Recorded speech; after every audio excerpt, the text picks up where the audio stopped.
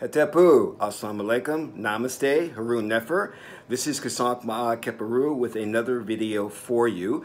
And in this video, we're going to be talking about how to eliminate worry and anxiety, all right? Now, a lot of us suffer from worry and anxiety, and it can really adversely affect your health, not only your performance in life, such as on the job or how you interact with other people.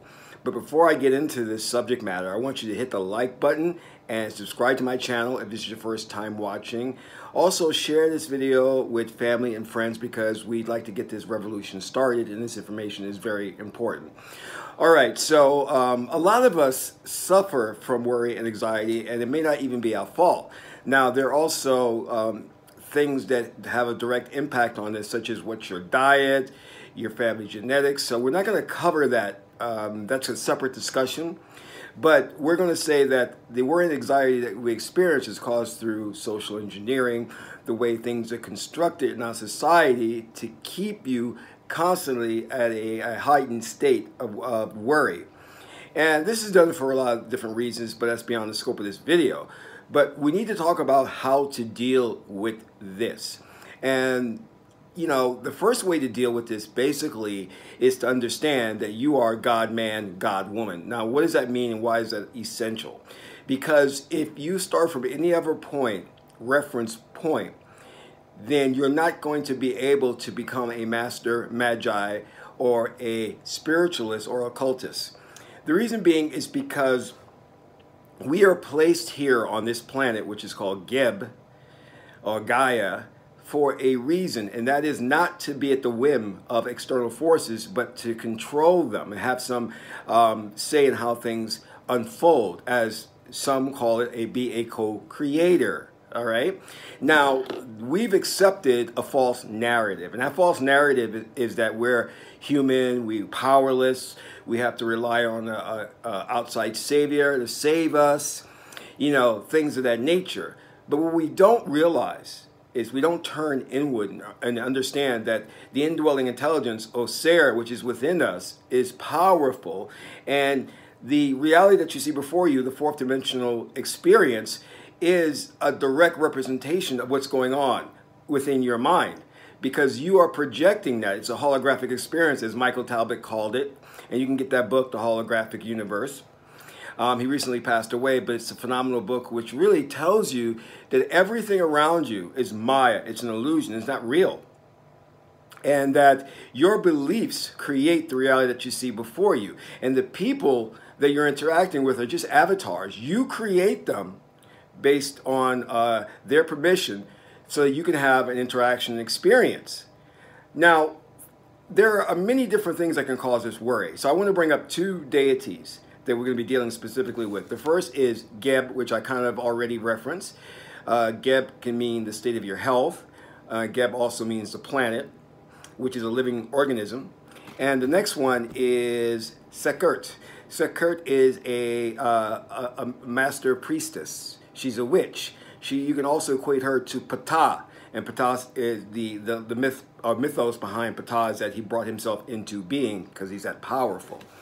Now, Geb is this earth, which has a direct impact upon our health. If things in our lives are very stressful, our boss is getting on our case, our mate, we're having problems with our mate or our kids, it's going to have an impact on you.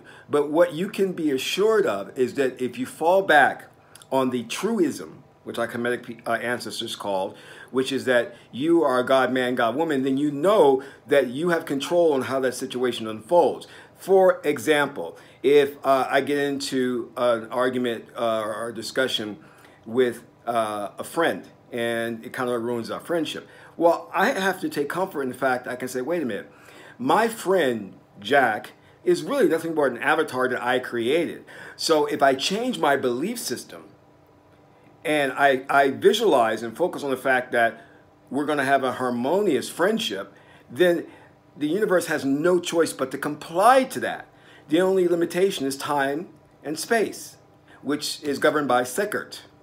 All right? So you may not see the effects of that take flower right away, but it will happen over the course of time. You know, same thing with your mate. You have to understand that your mate is just an avatar. You know, he or she is nothing more than Maya. And you can do experiments to where if you're thinking about a certain subject or idea and it has a strong emotional tie to it, you'll notice that your friends and family members will suddenly bring that subject up. And you'll be like, wow, it's interesting you brought that up because I was just thinking about that. That tells you that they're just mere representations of your thought process. That's all that they are. They're not real. And if you understand that, then you have no reason to have worry and anxiety in your life because you can turn around every situation to your favor.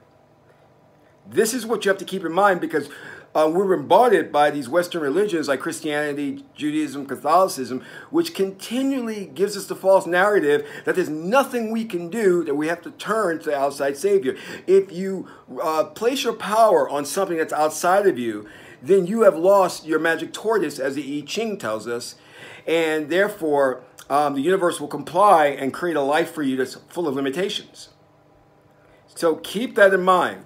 And by the way, if you want to learn more about these deities, and this is coming, these cards are from the Oracle of Tahuti or the Oracle of Thoth. And here are the cards. You can get those on Amazon.com. You should order them. And this is the Oracle system. And if you get the Meduna Tet, it'll teach you how to use it. Or you can sign up for a consultation with me, and I'll walk you through how to use it. Okay. But the important thing that is to keep in mind is that even though you are doing readings, no matter what the reading says, you still have an opportunity to course correct or to change the situation in your favor because you're God. There's no limitations on that. Now, another exercise I want you, an exercise I want you to try that will reinforce this idea within you is that every day in your life, I want you to set an intention. Like, for example, you get up in the morning and you're going to say, today someone will give me a gift. They will bestow upon me a gift. The next day you wake up and say, I am going to have a harmonious relationship with my mate. The next day you wake up and say, my boss is going to give me a raise. And I mean, do this. Every day set an intention. Now, what's going to happen as a magi, a magician, not every intention that you set is going to come to fruition, but that's okay. Because the idea here is that some will, some won't. And as you go into this process, you're learning how to use the magic within you and you're building up momentum. And what you'll eventually start to see after 3 to 6 months, that everything is going to happen the way you say it's going to happen because you're God. And it's going to create reference experience. Now, why is reference experience important? Because with anything in life, your ability to do it or believe in the fact that it can be done really hinges upon what has happened previously in your past. And that's because the left brain works through paradigms. It doesn't work like the right brain, which is Tahuti, Thoth, energetically, and it doesn't need a paradigm. So the left brain is always saying, can we do this? Well, let me see if we've done something similar to this before. And then if so, then you will have the necessary faith to go further.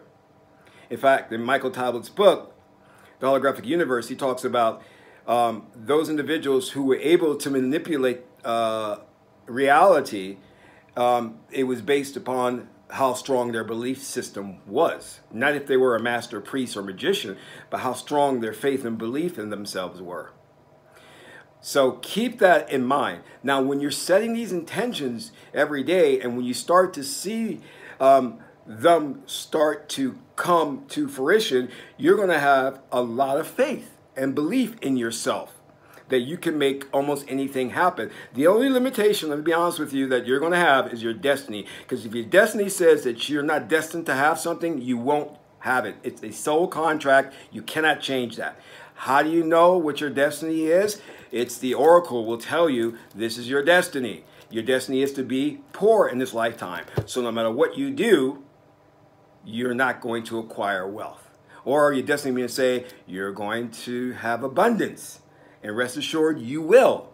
All right? Now, going back to what I was saying is that there are many things that can cause us worry and anxiety.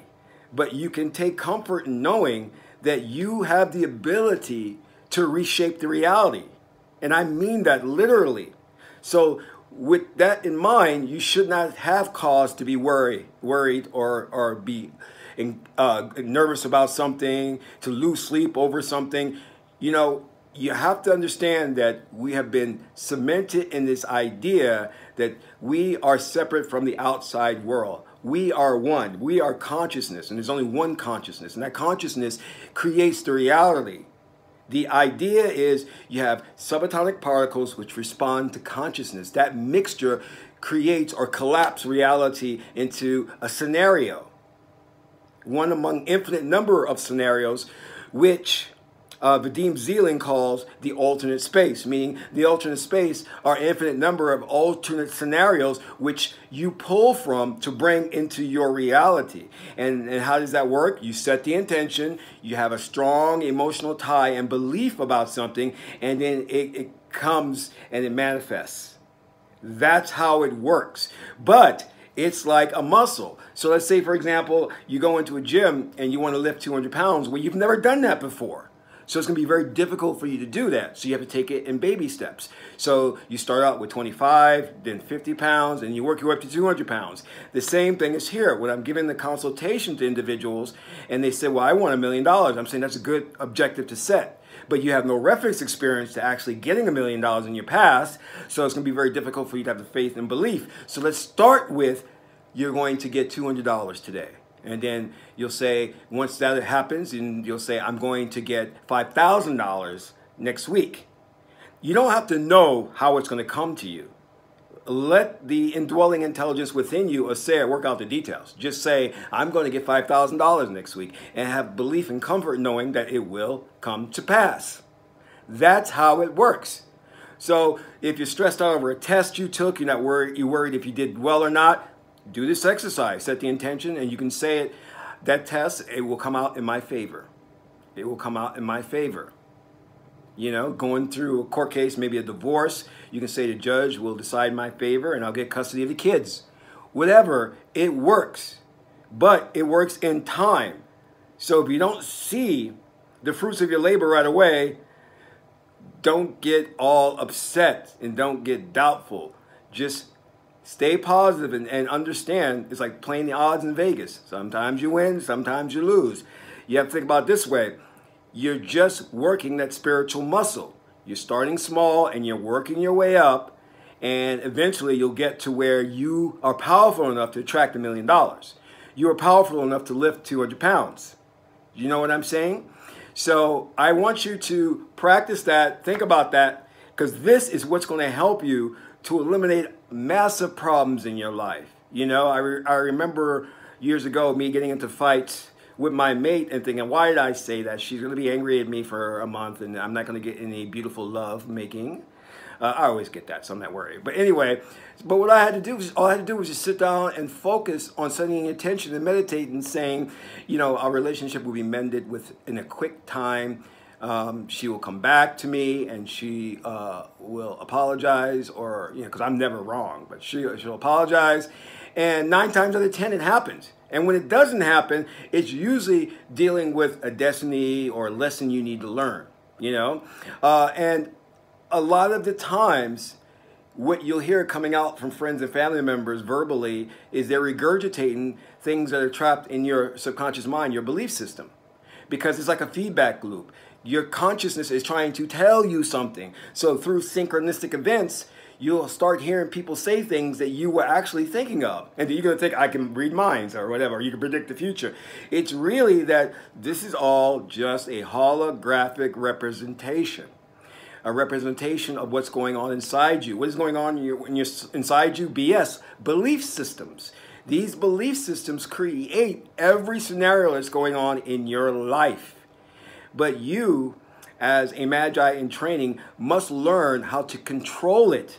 Because if you don't learn to master your environment, it will master you. Because we're bombarded by subliminal images and seduction through the outside world, because they're focused on social engineering and manipulating us to create the reality that they want.